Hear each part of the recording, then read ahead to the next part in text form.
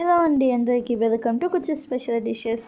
అందరికీ నచ్చి అందరికీ చాలా ఇష్టమైన టమోటా పప్పును ఇంకొంచెం రుచిగా ఎలా చేసుకోవాలో చూపిస్తున్నాను.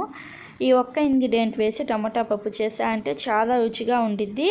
ఇంకెందుకు ఆలస్యం, ఈ రుచికరమైన టమోటా పప్పును ఎలా చేసుకోవాలో చూపిస్తాను. ముందుగా కుక్కర్లో ఒక 2 కప్పుల దాకా కందిపప్పును వేసుకోండి. ఈ కందిపప్పును ఒక 2-3 సార్లు నీళ్ళతో శుభ్రంగా కడగండి.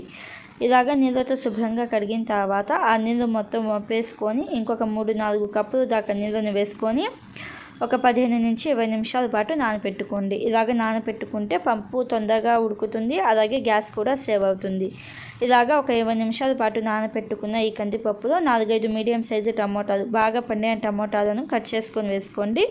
అలాగే ఒక చిన్న సైజు ఉల్లిపాయను కూడా ఇలాగ మీడియం సైజుగా కట్ చేసుకొని వేసుకొని 4-5 పచ్చిమిర్చిని సగానికి తుంచుకొని వేసుకోండి. అలాగే ఒక 2-3 రెబ్బల దాకా కరివేపాకుని వేసుకొని పసుపు ఒక 1/2 టీ స్పూన్ వేసుకోండి. అలాగే చిల్లీ కారం ఒక 1/2 టీ స్పూన్ దాకా వేసుకొని జస్ట్ ఒకసారి లైట్గా కలపండి. అంతా ఒకేసారి కలిపేయాల్సిన అవసరం లేదు. జస్ట్ లైట్గా కలుపుకొని పైన కుక్కర్ మూత పెట్టేసి విజిల్ పెట్టేసి మీడియం ఫ్లేమ్లో ఒక 4-5 విజిల్స్ వచ్చేదాకా ఉడికించుకోండి. మనం పప్పు నానపెట్టాం కాబట్టి 4-5 విజిల్స్ అయితే సరిపోతుంది. మీరు పప్పు నానపెట్టకపోతే ఒక 7-8 విజిల్స్ వచ్చేదాకా ఉడికించుకోండి.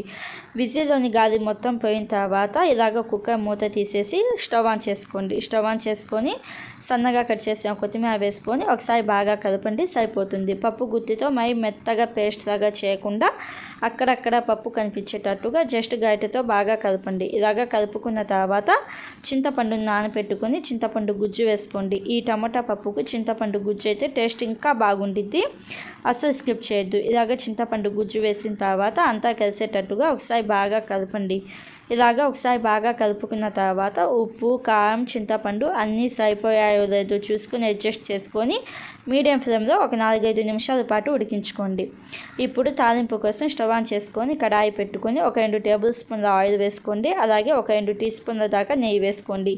నెయ్యి అస్సలు స్కిప్ చేయొద్దు. నెయ్యి మెయిన్ ఇంగ్రీడియంట్. నెయ్యి వలన టేస్ట్ అనేది చాలా బాగుండిద్ది. నెయ్యి కొంచెం వేడి అయిన తర్వాత మజ్జిగ మిరపకాయలు వేసుకొని ఒకసారి బాగా కలుపుకొని ఒక చిన్న సైజు ఉల్లిపాయను పొడుగ్గా కట్ చేసుకొని వేసుకోండి. అలాగే తాలింపు గింజలు ఒక 2 టీ స్పూన్ల దాకా వేసుకోండి.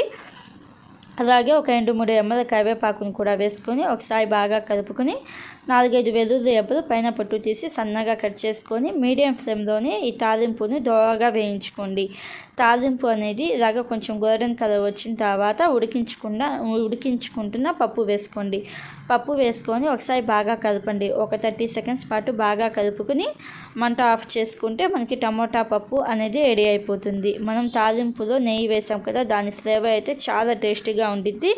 అలాగే చింతపండు వేసాం కదా, దానికి కూడా టేస్ట్ డబుల్ అయ్యిద్ది. ఒకసారి ఇలాగ తప్పకుండా ట్రై చేయండి. ఇంట్లో ఎప్పుడు చేసే టమోటా పప్పు కాకుండా ఇలాగ ఒకసారి తప్పకుండా ట్రై చేసి మీకు ఇలా వచ్చిందో నా కామెంట్ బాక్స్లో చెప్పండి. Thank you friends, bye bye.